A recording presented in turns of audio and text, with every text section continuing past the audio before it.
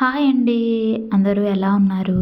మేము ఈసారి మా అమ్మమ్మ వాళ్ళ ఊరు పెదకలవలపల్లి వెళ్ళాము. ఆ ఊరి గ్రామదేవత అయినటువంటి శ్రీ శ్రీ శ్రీ కొత్తమ్మ తల్లి అమ్మవారిని దర్శించుకొని మొక్కు తీర్చుకోవడానికైతే వచ్చేసాము. అయితే మా చిన్నప్పటి నుంచి మా అమ్మ వాళ్ళు, అమ్మమ్మ వాళ్ళ కాలం నుంచి కూడా ఈ అమ్మవారిని చెట్టు రూపంలోనే పూజించుకునే వాళ్ళంట. తర్వాత అమ్మవారు తనకు కూడా ఆలయాన్ని నిర్మించాలని ఒకరి కలలో కనిపించి చెప్పారట. దాని గురించి పంతులు గారు చాలా క్లియర్ గా ఎక్స్ప్లెయిన్ చేస్తూ చెప్పారనమాట ఈ వీడియోలో. ఎండ్ వరకు ఈ వీడియోని చూడండి. అయితే అమ్మవారిని చెట్టు రూపంలో పూజించే చెట్టును అలాగే ఉంచి వెనకాల అమ్మవారి విగ్రహాన్ని కట్టి ఆలయం కింద కన్వర్ట్ చేశారనమాట. చాలా పీస్ఫుల్ ఏరియా. ఎప్పుడైనా ఎలమంచిల్ సైడ్ వెళ్తే ఈ అమ్మవారిని తప్పకుండా దర్శించుకోండి. ఈ ఆలయం వచ్చేసి ఎలమంచిల్ దగ్గర ఉన్న రాంపల్లి మండలం పెదకలవలపల్లిలో ఉంటుంది.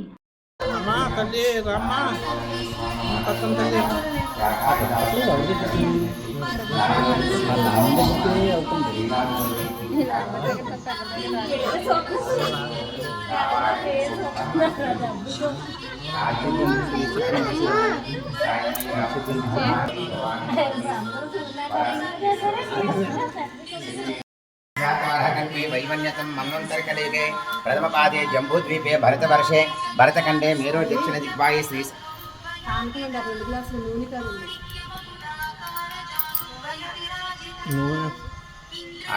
పవన్ అనుకోని అందుకు దిగేస్తే నమస్కారం చూసుకుంటానండి.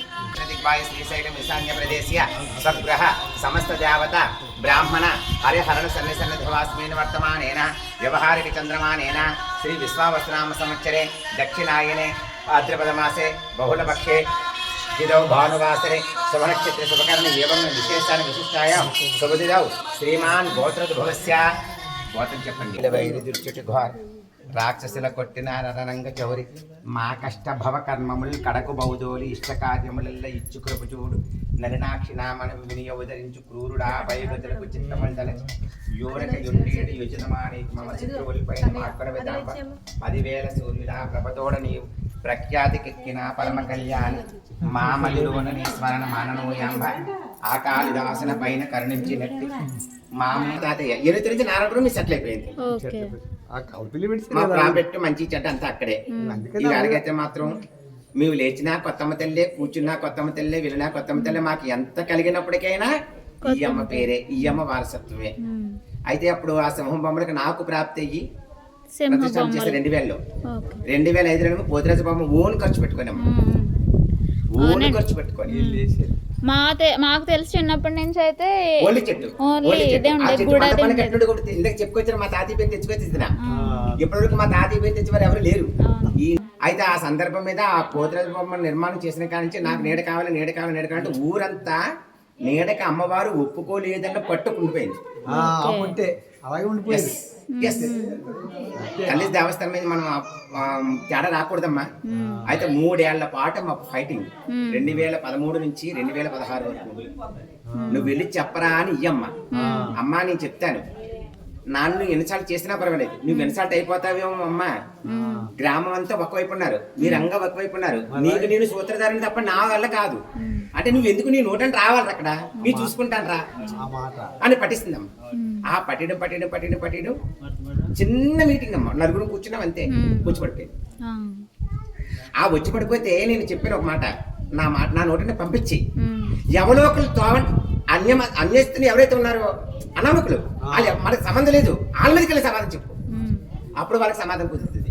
నా తరపు నుంచి అయితే వద్దమ్మంటే నేను చూసుకుంటాను రా పట్టిస్తుందమ్మ. ఆ పట్టు ఆ గుడికాడ కూర్చొని మాట్లాడుతూ ఉంటే ప్రసాద్ ఉన్నారు కదా, ప్రసాద్ రాము తర్వాత ఏమో కళ్ళపిల్లి సన్యాసి చనిపోయాడు. పండుగ చనిపోయాడు. ఆ సన్యాసి గారు ఈ నలుగురు కూర్చొని మాట్లాడుతూ ఉంటే పండగ ఎప్పుడైనా మాట్లాడుకుంటూ ఉంటే వచ్చి పడిపోయింది. ఆ తోవంటే ఎవరో సైకిల్ మీద పోతాడమ్మా, తక్కువ పడగొడిసింది తల్లి. పడగొడి దొండించేసింది మొత్తం. ఆ అమ్మ వచ్చేసారు తల్లి, ఉన్నాం అమ్మ చెప్పి దండం పెట్టి 11 బిందులు నీళ్ళు తన మీద పోసి కూర్చోబెడితే అప్పుడు పూజ చేసి నాకు నీడ కావాలి ఆ నోటానికి వస్తే విత్ ఇన్ 4 రోజుల ముహూర్తం. ఈ ముహూర్తానికి నా అమ్మ నా బాబు పెట్టారమ్మా శంకుస్థాపన పెట్టిన 6 మాసాల్లో గుడి ప్రతిష్ఠ. 2018 7వ నెల 5వ తారీఖు ఓపెనింగ్ అమ్మ. ఈ అమ్మ వాళ్ళు ఉన్నా లేకపోయినా ఇంకా ప్రతిష్టాపనది మన చేతుల మీదుగా అమ్మవారు ప్రతిష్టాపన మొత్తం అంతా 5 రోజుల పాటు ఈ జీవితానికి యాక వస్త్రంతో యాక తిండితో ఉండిపోయిందమ్మ. ఓకే, కంకణ కట్టేసింది, ఒంటి మీద ఒకటే వస్త్రం. 5 రోజులు ఒక అరటిపండు గ్లాస్ పాలు రోజుకి, అంతే తిండి. మలమూత్ర విసర్జన లేదు. 5 రోజులు అలాగే ఉండిపోయింది తాండ వేసి అమ్మ. ఆ అమ్మ శరీరం చేస్తుంది. ఆయాల కంచి పూజారి వరకు కంటిన్యూ అవుతుంది. ఇదమ్మా ఈ జీవిత రహస్యం. ఈ అమ్మకి మాకున్న సంబంధం. ఆవిడ అనుగ్రహం ఉంది కాబట్టి మీకు లభించింది. నా అదృష్టం అంతే, నా అదృష్టం. కానీ ఒకటి ఏంటంటే 400 సంవత్సరాల క్రితం కానించి లేనటువంటి అదృష్టం మా జీవితానికి ఈ ఫీల్డ్ కి దక్కింది. ఆలయం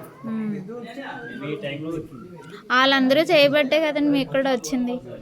వాళ్ళ అనుగ్రహం కూడా బట్టే. నా గురించి కదా నేను మాట్లాడేది, మా వయసు ఫీల్డ్ గురించి మాట్లాడుతున్నావు. నా గురించి కాదు. నేనెవరినమ్మా? సేవకునే నేను. నేనంతా, నా బ్రతికంతా. నేను సేవకుని మాత్రమే. దగ్గరుండి అన్ని చేయించుకుందా అమ్మ, అన్ని కంప్లీట్ అయింది.